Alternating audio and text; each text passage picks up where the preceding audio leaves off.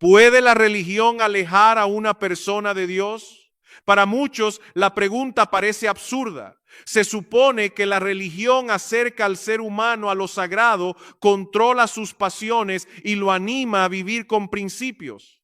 A primera vista, cualquier forma de espiritualidad parece preferible a una vida entregada abiertamente al vicio. Sin embargo, el Señor Jesucristo pronunció algunas de sus palabras más severas, no contra los pecadores de peor reputación, sino contra hombres admirados por su conocimiento bíblico y su conducta religiosa. En Mateo 21, Jesús declaró ante los dirigentes de Israel que los cobradores de impuestos y las prostitutas entraban delante de ellos en el reino de Dios. No estaba celebrando la corrupción moral ni restando gravedad al pecado. Estaba revelando algo más profundo. El pecador que reconoce su ruina puede acudir a la misericordia, pero el religioso convencido de su propia justicia no siente necesidad de un Salvador. El vicio puede encadenar el cuerpo y endurecer la conciencia. La religiosidad hipócrita puede hacer algo todavía más peligroso: convencer a un alma perdida de que ya se encuentra cerca de Dios. Cristo no vino a decorar la justicia propia, vino a salvar pecadores. Marcos 12:38 hasta 44 presenta este contraste con una claridad inquietante.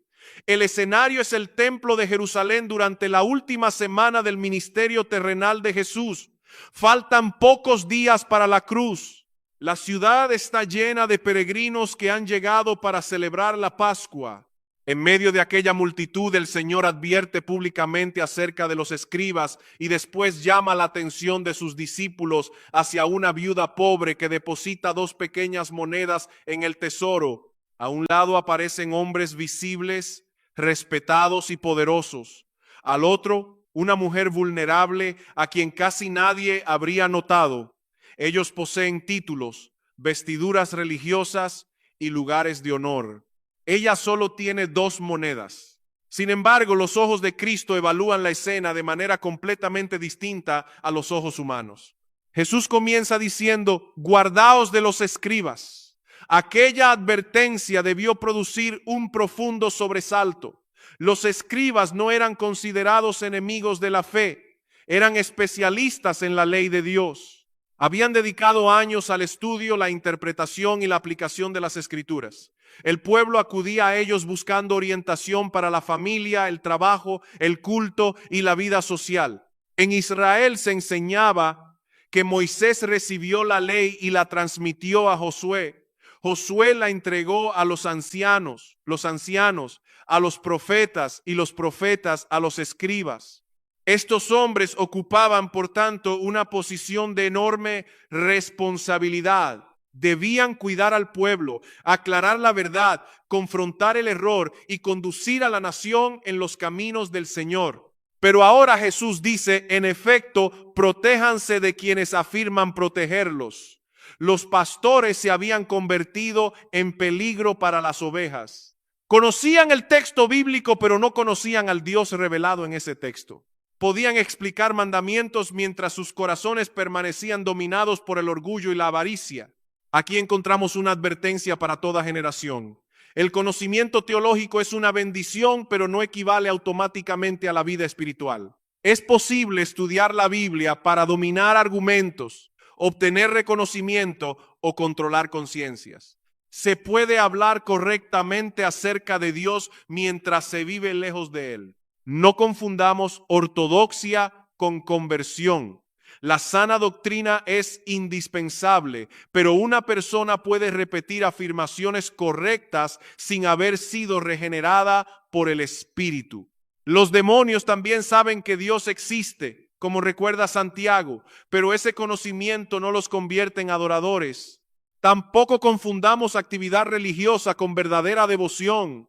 Una agenda llena de reuniones, ministerios y ceremonias puede esconder un corazón que nunca aprendió a descansar en Cristo.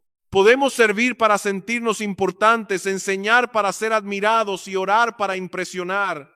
El acto exterior parece piadoso. La motivación interior busca la gloria humana. En Mateo 23, Jesús llama hipócritas a los escribas y fariseos. La palabra describía originalmente a un actor que representaba un papel usando una máscara. Eso era precisamente lo que ocurría. Habían construido un personaje religioso. Por fuera mostraban orden, disciplina y santidad. Por dentro había corrupción, codicia y resistencia a Dios. Jesús los compara con recipientes limpios exteriormente, pero llenos de inmundicia. También los describe como sepulcros blanqueados, hermosos por fuera, contaminados por la muerte en su interior. La imagen es fuerte porque el problema es grave. Dios no recibe una obediencia teatral. Él pesa el corazón. Antes de condenar a los escribas desde una distancia cómoda, debemos permitir que el texto nos examine. Existe una separación entre la persona que mostramos en la iglesia y la que somos en secreto. Hablamos con ternura en público y tratamos con dureza a nuestra familia. Defendemos la santidad mientras alimentamos pecados ocultos. Deseamos que otros conozcan a Cristo o que reconozcan nuestra importancia. La hipocresía religiosa no comienza necesariamente con un gran escándalo. A menudo crece mediante pequeñas decisiones. Proteger la imagen antes que confesar el pecado. Buscar aprobación antes que fidelidad. Corregir a otros sin examinarnos y utilizar disciplinas espirituales para sentirnos superiores. El creyente verdadero también lucha con estas tentaciones. La diferencia está en que no desea conservar la máscara. Cuando la palabra revela su pecado, acude a Cristo en arrepentimiento. No afirma haber alcanzado perfección. Confiesa que necesita diariamente la justicia, la intercesión y la gracia del Salvador. Si este mensaje pone en evidencia una incoherencia en tu vida, no huyas de la luz. Cristo no desenmascara al pecador arrepentido para destruirlo, sino para rescatarlo de una mentira mortal. La cruz demuestra que nuestra condición era demasiado grave para ser corregida mediante apariencia, pero también que la gracia es suficientemente poderosa para limpiarnos desde dentro. Los escribas, sin embargo, habían convertido su máscara en un sistema.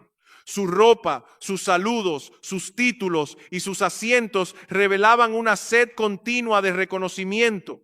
Y cuando Jesús expone los detalles de su conducta, descubrimos que detrás de su impresionante espectáculo religioso se escondía un ídolo insaciable, la exaltación del yo. Marcos señala primero que a los escribas les gustaba caminar con vestiduras largas. El problema no era la tela ni la longitud de la ropa. En Números 15, Dios había ordenado a Israel colocar flecos con un cordón azul en sus vestidos para recordar sus mandamientos. Aquella señal debía conducir a la obediencia humilde. Con el tiempo, algunos la transformaron en una insignia de superioridad. Los flecos crecieron, no porque hubiera crecido el amor por Dios, sino porque había crecido el deseo de ser vistos. Un recordatorio de la gracia del pacto terminó convertido en publicidad religiosa. Lo que debía dirigir la mirada hacia el Señor comenzó a dirigirla hacia quienes llevaban la vestidura. Este peligro permanece entre nosotros aunque hayan cambiado los símbolos. La religión puede utilizar ropa, vocabulario, tradiciones, publicaciones, títulos académicos e incluso posiciones doctrinales para construir una imagen. El corazón caído es capaz de tomar algo bueno y convertirlo en un escenario para su propia exaltación. Debemos preguntarnos, ¿usamos las disciplinas cristianas para conocer mejor a Dios o para compararnos con otros? ¿Leemos la Biblia para escuchar su voz o para demostrar cuánto sabemos? ¿Defendemos la sana doctrina porque amamos la verdad o porque disfrutamos sentirnos superiores a quienes se equivocan? La doctrina correcta debe producir adoración, humildad y amor. Si solo produce orgullo intelectual, algo se ha torcido profundamente. Cuanto más comprendemos la santidad de Dios, más conscientes deberíamos ser de nuestra pequeñez. Cuanto más entendemos la cruz, menos espacio queda para la jactancia. Marcos también dice que los escribas amaban los saludos respetuosos en las plazas. Nuevamente, Jesús no condena la cortesía. Tratar con respeto a otras personas es una virtud. El problema era el hambre de reconocimiento. Aquellos hombres caminaban esperando que todos repararan en su presencia, se inclinaran ante su importancia y utilizaran títulos capaces de confirmar su elevada posición. No se limitaban a recibir respeto, lo necesitaban para alimentar su identidad. Su corazón dependía de la reacción del público. Si alguien olvidaba el título correcto, no veían un simple descuido, sino una amenaza contra el personaje que habían construido. La misma idolatría puede vestirse hoy con lenguaje cristiano. Hay quienes desean ser conocidos principalmente por su rango, apóstol, profeta, patriarca, reverendo o cualquier denominación que los coloque por encima de los demás. El título deja de describir una responsabilidad y comienza a exigir reverencia. Sin embargo, Jesús enseñó que la grandeza en su reino no consiste en acumular tratamientos honoríficos, sino en convertirse en siervo. El Hijo de Dios, ante cuyo nombre se doblará toda rodilla, lavó los pies de sus discípulos. No necesitaba proteger su dignidad porque conocía perfectamente su identidad delante del Padre. Cuando una persona sabe que ha sido recibida gratuitamente en Cristo, puede servir sin exigir que la admiren. Ya no necesita extraer valor de los aplausos. Su seguridad no depende de cuántas personas conocen su nombre, sino de que su nombre está escrito en los cielos. Esto confronta no solo a pastores y líderes. Todos podemos desear reconocimiento. Una madre puede servir a su familia con resentimiento porque nadie celebra sus sacrificios.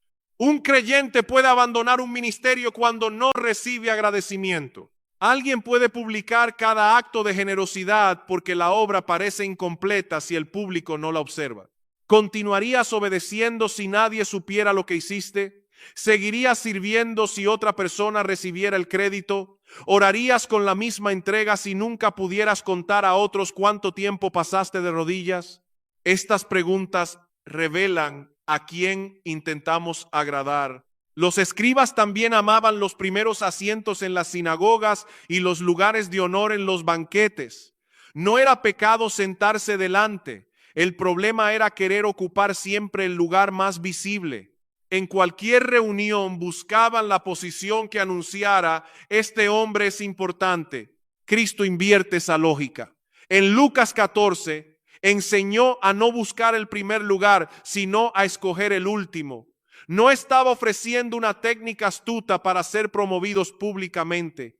Estaba exponiendo una disposición del corazón. El discípulo no necesita pelear por una plataforma porque sabe que Dios ve en secreto.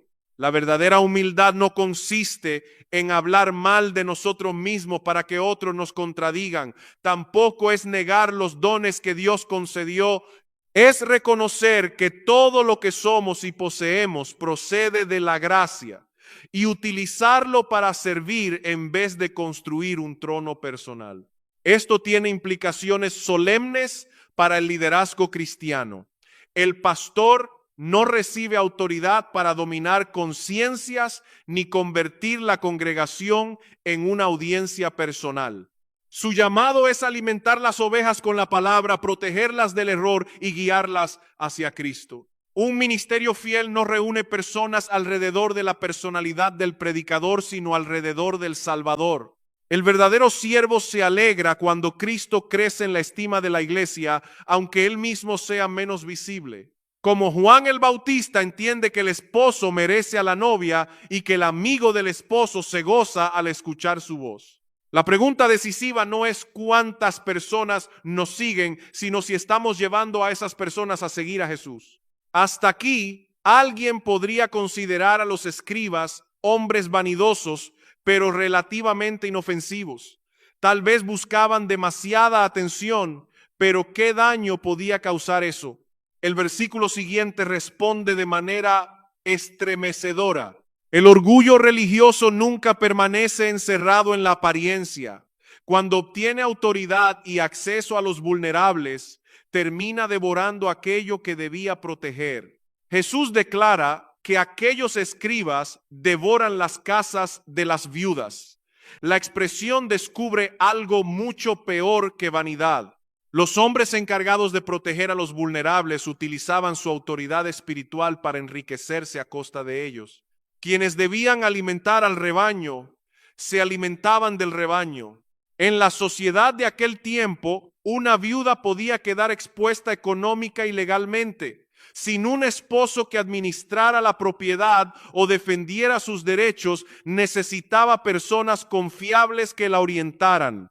Los escribas conocían la ley y cumplían funciones semejantes a las de asesores legales. Esa posición les daba acceso a los asuntos privados y a los bienes de mujeres vulnerables. Pero algunos convertían esa confianza en una oportunidad de explotación.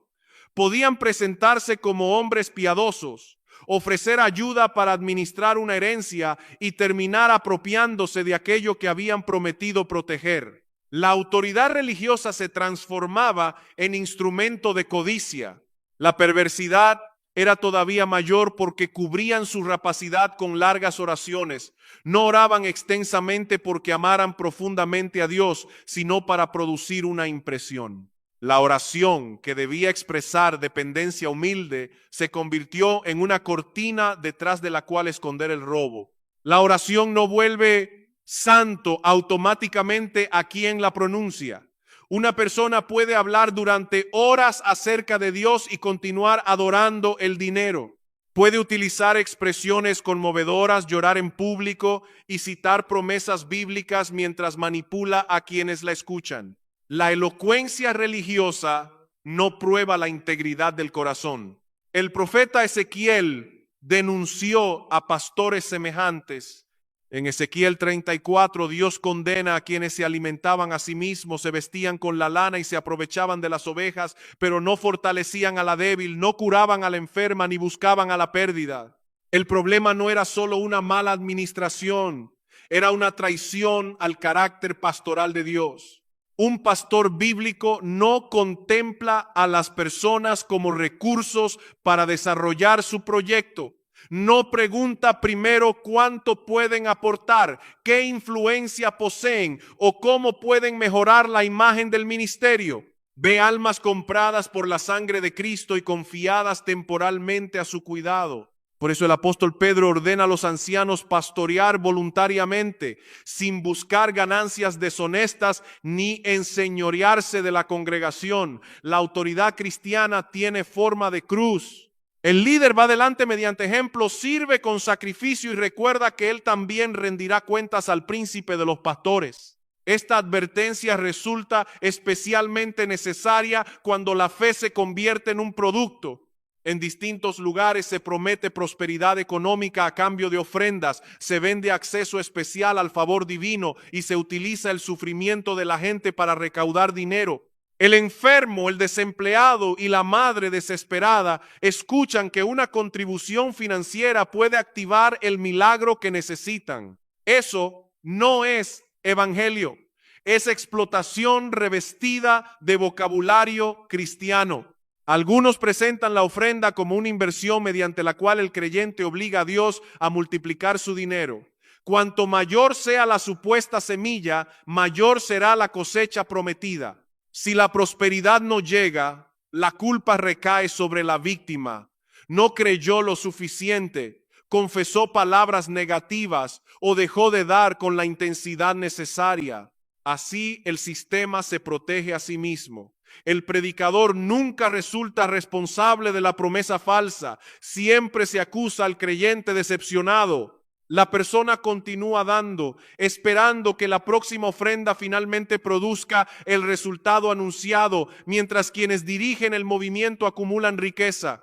La Biblia sí enseña generosidad, pero nunca una lotería espiritual. Dios ama al dador alegre, no al donante manipulado por temor o codicia. Las ofrendas cristianas sirven para sostener la obra del evangelio, socorrer a los necesitados y expresar gratitud. No son una palanca para controlar la providencia de Dios. Muchos piensan que la fe permite escribir órdenes de compra al cielo. La Escritura enseña lo contrario. Oramos, hágase tu voluntad. Dios no es un empleado celestial obligado a cumplir nuestros caprichos. Es el Padre soberano que conoce lo que necesitamos y dispone todas las cosas con sabiduría.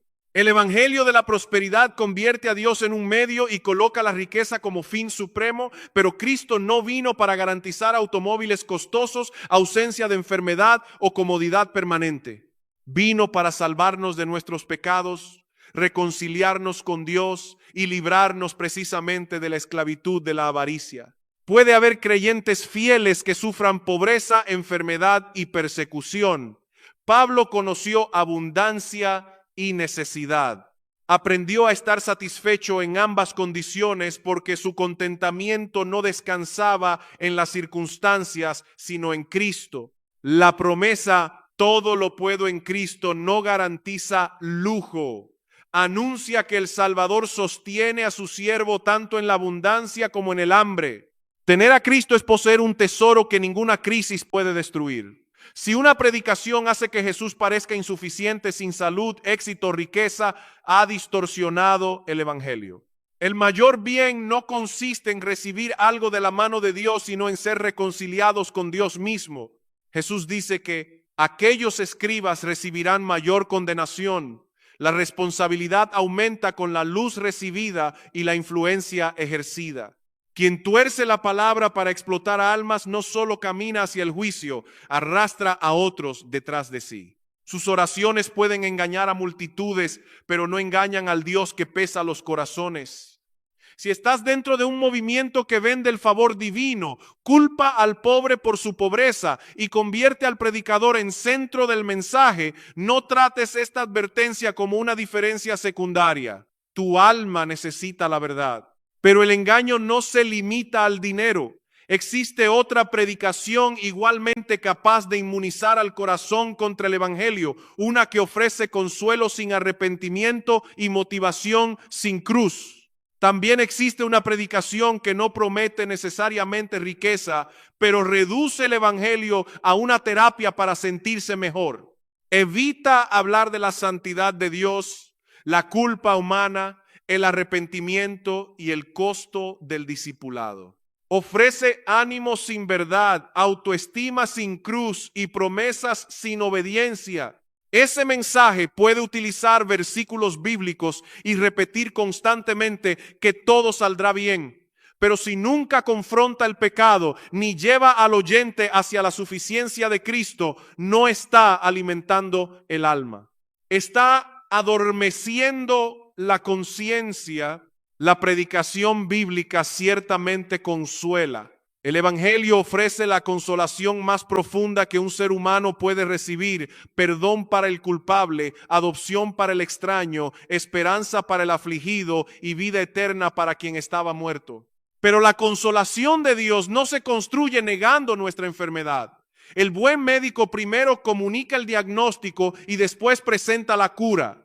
Una iglesia no es un centro de motivación corporativa. No nos reunimos simplemente para escuchar que poseemos un potencial ilimitado. Nos reunimos para oír la palabra del Dios vivo, adorar su majestad, recordar la obra de Cristo, confesar nuestros pecados y ser capacitados para obedecer. La Escritura no existe para apoyar todos nuestros sueños. Con frecuencia los examina, corrige o destruye porque nacieron de deseos desordenados. Dios nos ama demasiado para limitarse a afirmar cada proyecto que producimos. Su propósito no es convertirnos en versiones más exitosas de nosotros mismos, sino conformarnos a la imagen de su Hijo. Quien se acostumbra a una predicación superficial puede perder la capacidad de seguir una argumentación bíblica seria. Desea una frase rápida, una emoción inmediata y una solución sin espera. Pero el crecimiento cristiano requiere aprender a escuchar, pensar, discernir y someter la mente a todo el consejo de Dios. Pablo advirtió que llegaría un tiempo cuando muchos no soportarían la sana doctrina, sino que buscarían maestros capaces de decirles lo que deseaban oír. El problema no se encuentra únicamente en los predicadores. Existe también un público dispuesto a recompensar la mentira porque la mentira acaricia a sus ídolos. Por eso debemos examinar no solo quién predica, sino qué deseamos escuchar. ¿Nos molesta un sermón simplemente porque contradice nuestras preferencias? ¿Buscamos una iglesia donde Cristo sea exaltado o un lugar donde nunca nos sintamos confrontados? ¿Queremos conocer la voluntad de Dios o solo recibir apoyo religioso para realizar la nuestra? Si estás bajo un ministerio que convierte la fe en mercancía, manipula mediante promesas financieras, gira alrededor de la personalidad del líder o evita sistemáticamente el verdadero evangelio, escucha la advertencia de Jesús: guardaos.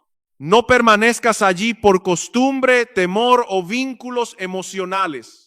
Busca una iglesia donde la escritura sea enseñada fielmente, Cristo sea el centro y los líderes rindan cuentas. No se trata de encontrar una congregación perfecta.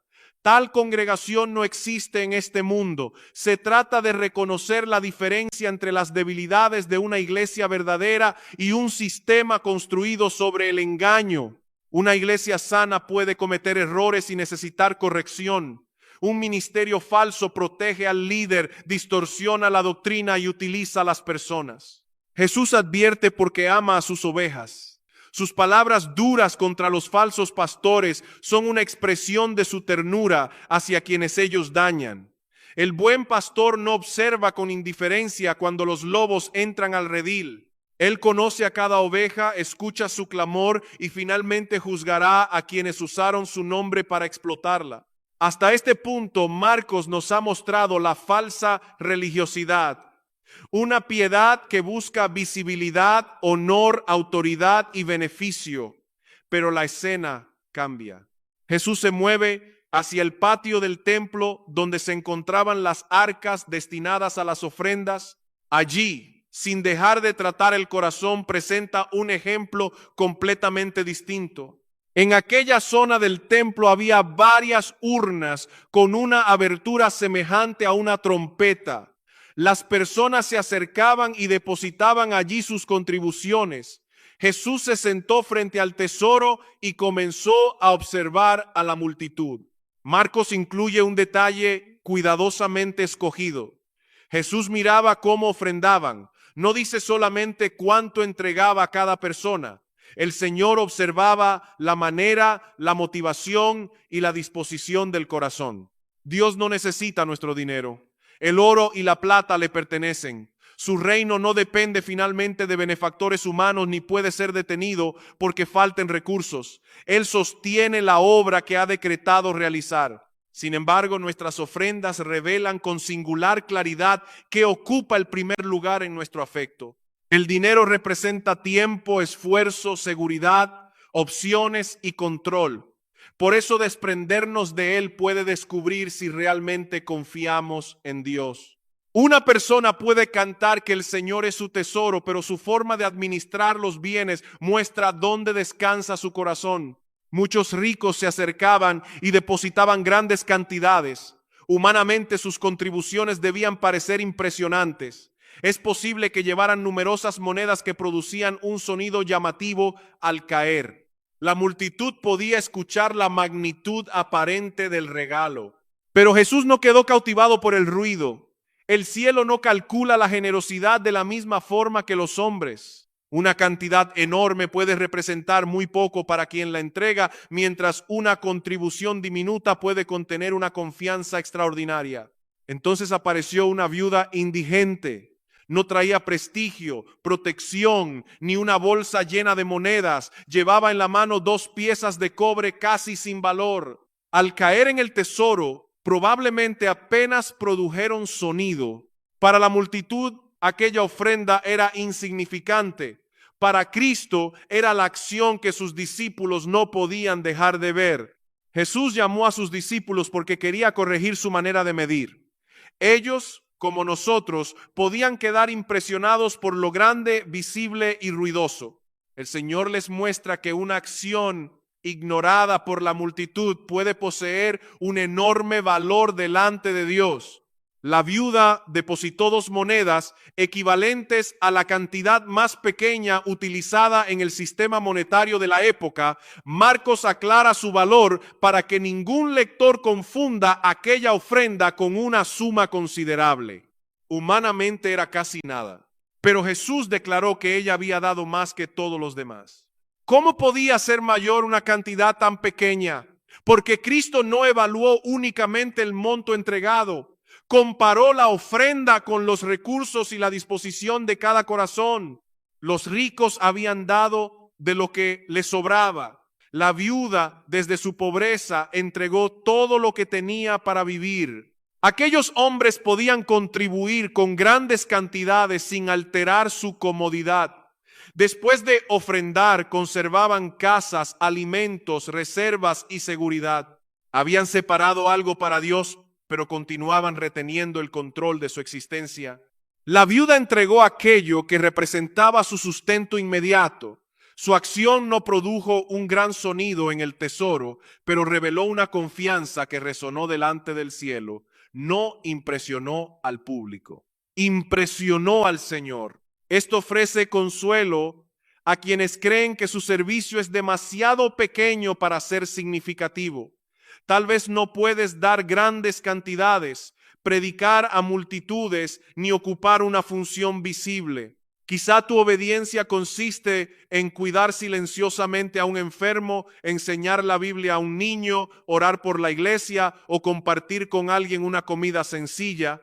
Cristo ve y su evaluación no depende de la reacción del público. En el reino de Dios, la fidelidad no se mide por comparación. El Señor no exige a una persona exactamente lo mismo que confió a otra. A quien recibió mucho, le pedirá cuenta de mucho.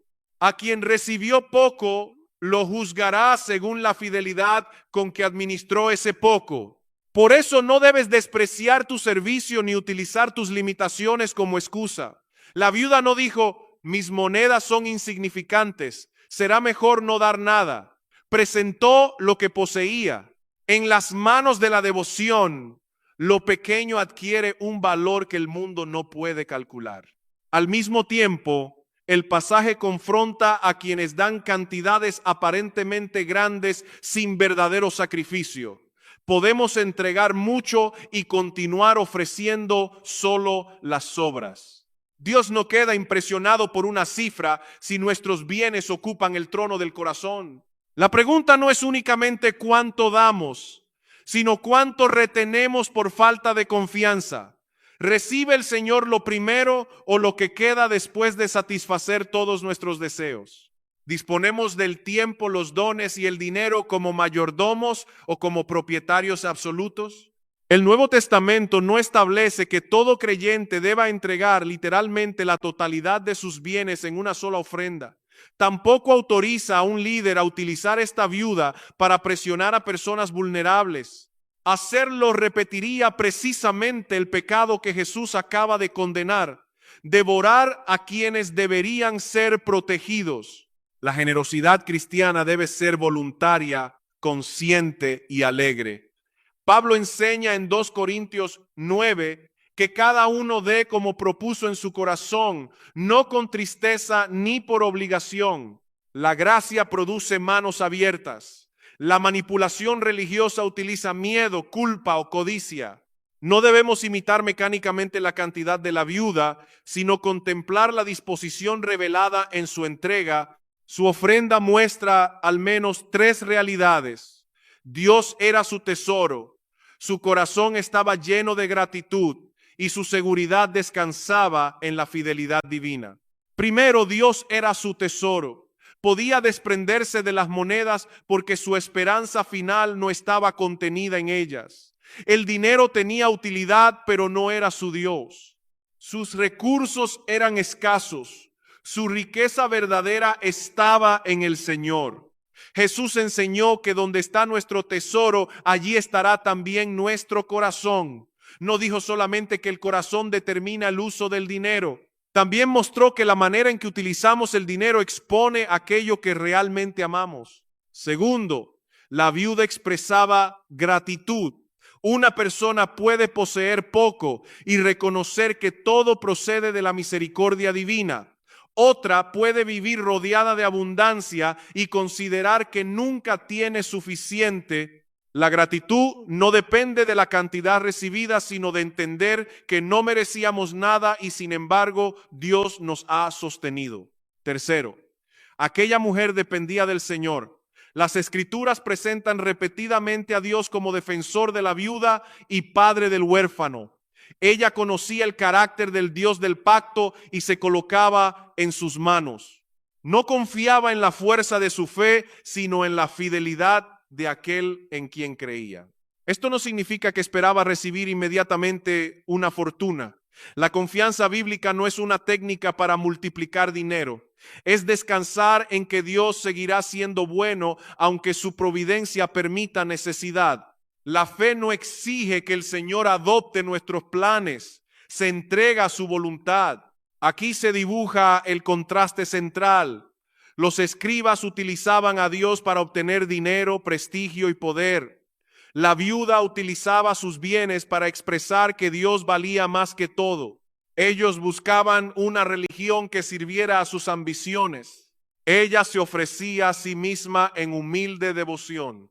Pero esta entrega no se limita al tesoro del templo. La verdadera devoción alcanza el tiempo, las capacidades, las relaciones, los proyectos y aún las temporadas dolorosas.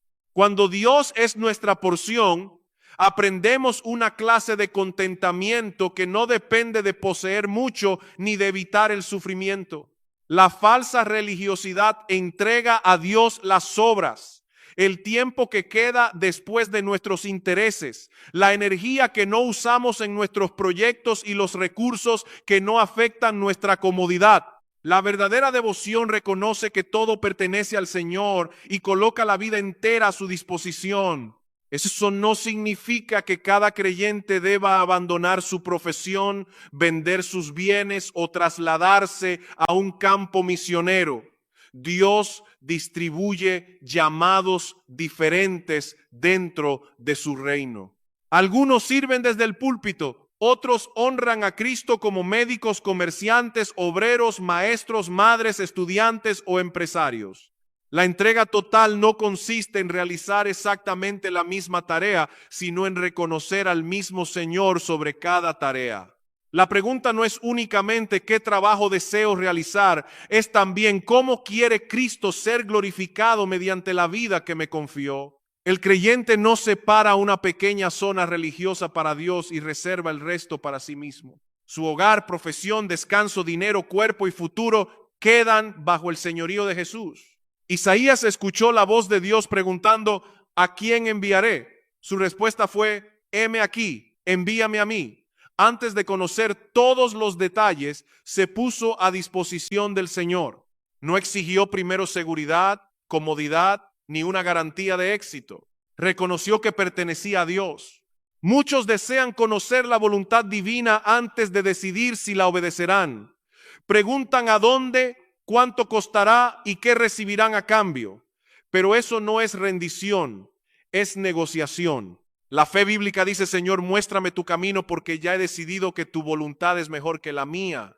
Esto no elimina el discernimiento. Debemos examinar nuestros dones, escuchar el consejo de la iglesia y evaluar las oportunidades a la luz de la Escritura. La entrega no significa actuar impulsivamente ni atribuir cada emoción a la voz de Dios. Significa que después de discernir su voluntad revelada, no permitimos que un ídolo tenga autoridad para decirle que no. Esos ídolos suelen esconderse detrás de cosas legítimas. Una carrera, una relación, la estabilidad económica o el deseo de formar una familia pueden ser buenos dones. Se vuelven ídolos cuando nuestra obediencia depende de conservarlos. Si decimos, Señor, haré cualquier cosa excepto perder esto, acabamos de identificar aquello que ocupa su lugar. Un pastor recordaba una temporada de su juventud cuando soñaba con desarrollar una profesión que apreciaba profundamente. Alguien le sugirió considerar si Dios podía estar llamándolo al ministerio. La sola posibilidad produjo una lucha intensa porque el futuro imaginado parecía desmoronarse. Durante un culto, tuvo que dirigir un himno acerca de consagrar la vida entera al Señor. Mientras pronunciaba aquellas palabras, comprendió que su boca afirmaba algo que su corazón todavía resistía. No podía cantar sinceramente que Cristo dispusiera de todo mientras protegía un sueño de su autoridad. Aquella noche no recibió una técnica para garantizar felicidad, fue confrontado con un ídolo, tuvo que reconocer que incluso un proyecto respetable podía impedirle obedecer. Con el tiempo, pudo mirar atrás y agradecer que Dios hubiera quebrantado aquella resistencia. Tal experiencia no significa que toda profesión secular sea inferior al ministerio pastoral. El reino necesita creyentes fieles en cada esfera legítima.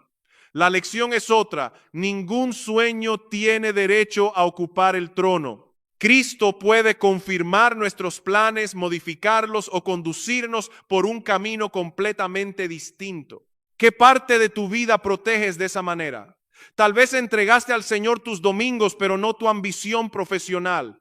Quizá le ofreciste tus palabras, pero no una relación que contradice su voluntad. Puede que le hayas dado dinero, pero conservas un resentimiento que te niegas a soltar. La verdadera devoción también aparece cuando la providencia se vuelve difícil. El religioso sirve mientras Dios parece apoyar sus planes. Cuando llegan la enfermedad, la pérdida o la espera, se amarga porque considera que su obediencia merecía una vida más cómoda. Pablo aprendió algo diferente. En Filipenses 4 afirma que conoció abundancia y necesidad, saciedad y hambre. Su famosa declaración, todo lo puedo en Cristo que me fortalece, no significa que pudiera conquistar cualquier meta personal. Significa que Cristo lo sostenía para permanecer fiel en cualquier circunstancia decretada por Dios. Contentamiento no es indiferencia ni ausencia de dolor. El creyente puede llorar, pedir alivio y trabajar responsablemente para cambiar una situación. Pero debajo del sufrimiento existe una certeza: aunque pierda dones temporales, no ha perdido a Cristo. La verdadera devoción puede decir con el salmista: ¿a quién tengo en los cielos sino a ti? La carne y el corazón pueden desfallecer, pero Dios sigue siendo la roca y la porción para siempre. Esto no es resignación vacía, es descubrir que ninguna pérdida puede despojar al creyente de su mayor tesoro. Ahora debemos examinarnos. Somos personas que aprendieron a comportarse correctamente dentro de una cultura cristiana, o almas que realmente aman a Jesús. Nuestra fe depende de que Dios conserve nuestros planes. Las personas cercanas pueden observar que Cristo gobierna nuestras decisiones, nuestra forma de sufrir y el uso de nuestros recursos. No se trata de una devoción sin luchas. El creyente verdadero todavía descubre ídolos y debe arrepentirse. La diferencia está en que desea que Cristo los derribe. No quiere conservar una habitación cerrada para el pecado. Anhela que el Salvador sea el todo en todos. Y al llegar aquí, descubrimos que el contraste definitivo del pasaje no es solamente entre los escribas orgullosos y una viuda humilde. Detrás de ambos aparece una figura mucho mayor. Los escribas tomaban de las ovejas para beneficiarse.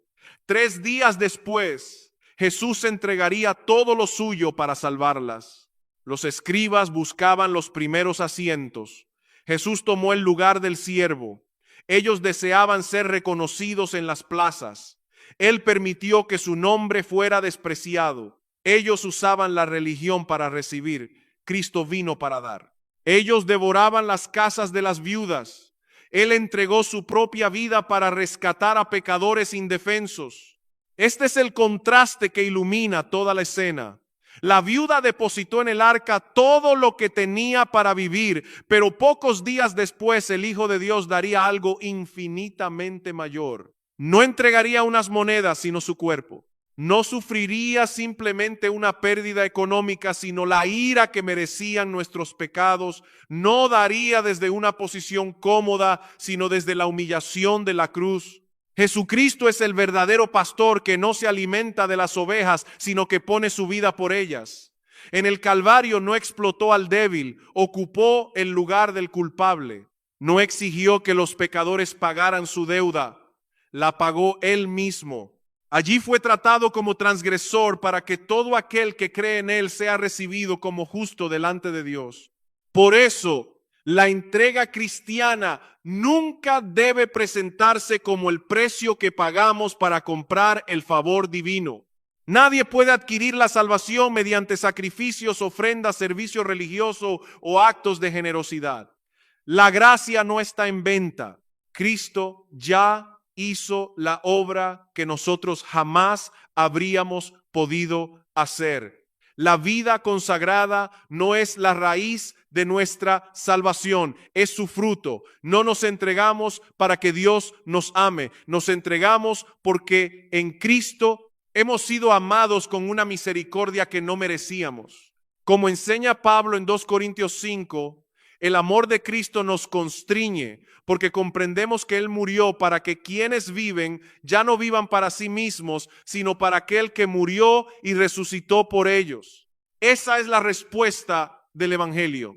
Cristo no añade un elemento religioso a nuestra antigua existencia. Él reclama nuestra vida entera porque nos compró enteramente. Tal vez alguien diga, pero mi devoción es inconstante, deseo amar al Señor aunque mi corazón se enfría con facilidad, oro pero me distraigo, obedezco pero sigo luchando con temores y pecados. Escucha esto con atención. La esperanza del creyente no descansa en la perfección de su entrega, sino en la perfección del Salvador.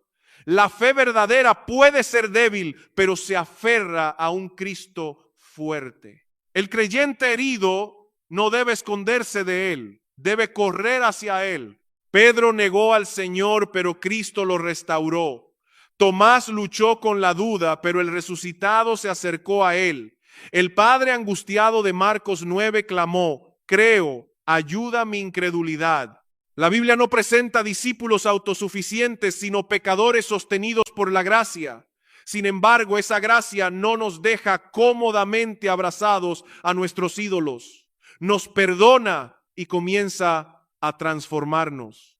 Nos levanta para que andemos en obediencia. Por eso debemos preguntar con seriedad, ¿qué parte de mi vida todavía trato como propiedad exclusiva? ¿Mis planes, mi reputación, mi dinero, mis hijos, mi futuro, mi comodidad? Cuando Cristo toca ese punto, descubrimos si queremos un Salvador que nos rescate o también un rey que gobierne sobre nosotros.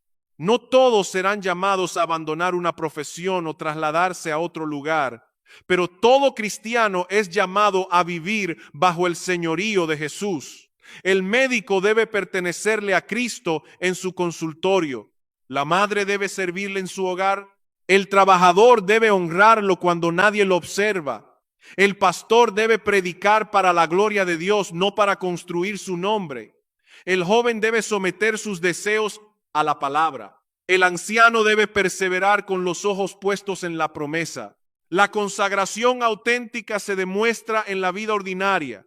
Se ve cuando perdonamos aunque el orgullo se resista, cuando decimos la verdad aunque resulte costoso, cuando rechazamos una ganancia deshonesta, cuando buscamos al Señor en secreto, cuando servimos sin aplausos, cuando permanecemos fieles durante la enfermedad, cuando adoramos aún con lágrimas.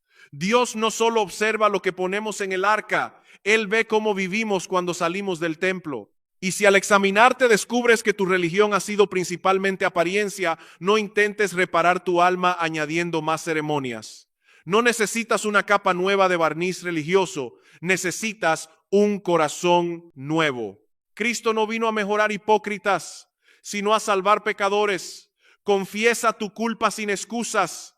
Abandona la pretensión de justificarte. Ven a Él con las manos vacías. El Salvador que denunció con firmeza a los escribas también recibió con misericordia a publicanos, prostitutas y quebrantados que acudieron arrepentidos. Hay perdón para el orgulloso que se humilla. Hay limpieza para el hipócrita que abandona su máscara.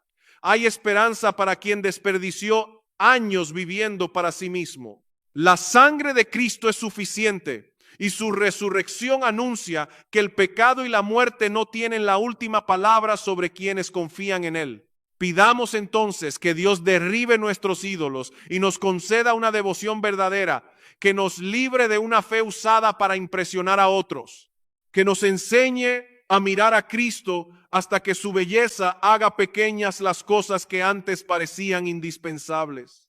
Que podamos decir, no con presunción, sino sostenidos por la gracia: Señor, todo lo que soy te pertenece. La viuda salió del templo sin recibir el reconocimiento de la multitud, pero fue vista por el Hijo de Dios. Eso basta.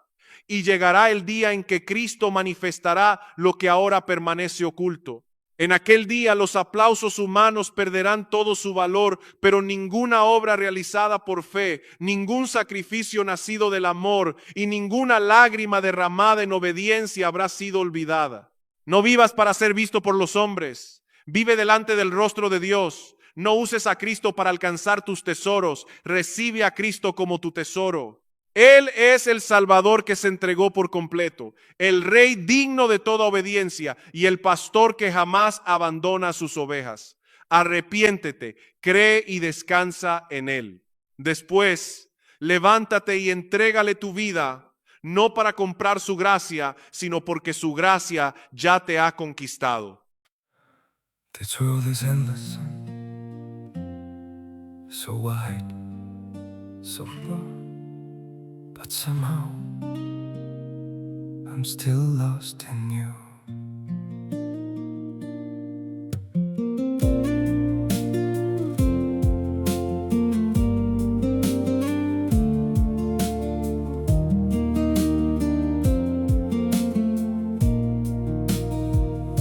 The streets are full of moving shadows, countless places I could go.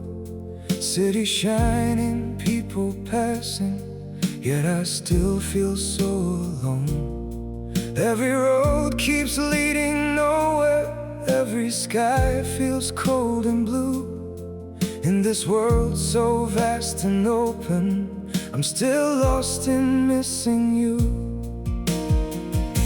The world is wide, so wide before me, but I keep losing my way. Somewhere in the endless distance, your memory makes me stay. The world moves on without us, but my heart untrue. For no matter where these feet may wander, I'm still lost in missing you. I have tried to outrun silence, tried to leave your ghost behind, but your name still echoes softly through the corners of my mind. The world is wide, so wide before me, but I keep losing my way. Somewhere in the endless distance, your memory makes me stay. The world moves on without us, but my heart remains untrue. For no matter where these feet may wander, I'm still lost in missing you. Maybe someday I'll stop searching for your face in every crowd, but until that day, this broken heart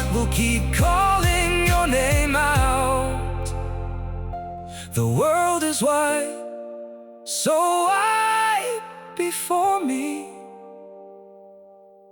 but I keep losing my way. Somewhere in the endless distance, your memory makes me stay. The world moves on without us, but my heart remains untrue. For no matter where these feet may wander, I'm still lost in missing you.